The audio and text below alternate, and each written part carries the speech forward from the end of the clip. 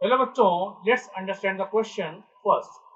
Question कहता है the resultant capacity between the points A and be in the adjoining circuit will be. ये जो हमारा circuit given है, इस सर्किट में ए और बी के बीच में रिजल्टेंट कैपेसिटेंस कितनी होगी। इस डायग्राम को हम रीअरेंज करते हैं। देखो, सबसे पहले हमने यहाँ पर एक पॉइंट बनाया ए और यहाँ पर एक पॉइंट बना लिया बी। देखो, ए और बी के बीच में एक कैपेसिटर है ये, जिसकी कैपेसिटेंस सी के इक्वल है। तो सबसे पहले हमने इस कैपेसिटर को यहाँ पर इस तरह से बना लिया।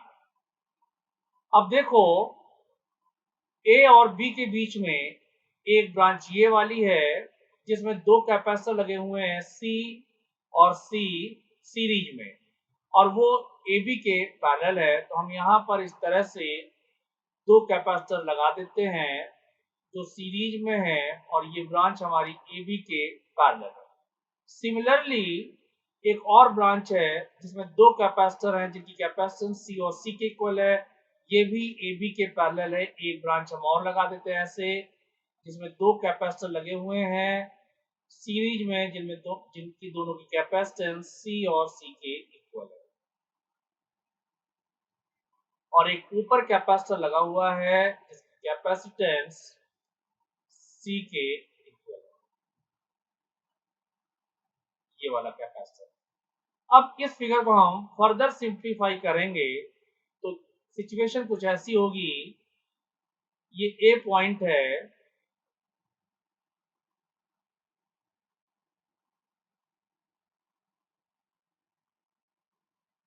सबसे ऊपर सी, फिर देखो नीचे ये दो कैपेसिटर सी और सी सीरीज में है, तो इनकी इक्विवेलेंट कैपेसिटेंस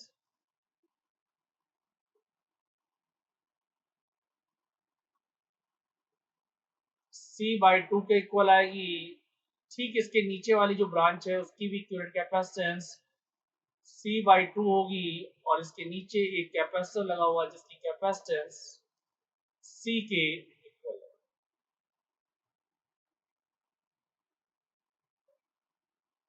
इस अरेंजमेंट में ए और बी के बीच में ये हमारे चारों कैपेसिटर पैरेलल में कनेक्टेड हैं। तो अगर हम यहाँ पर इक्विवेलेंट कैपेसिटेंस को कैलकुलेट करना चाहें, जिसको हम C इक्विवेलेंट से लिख रहे हैं,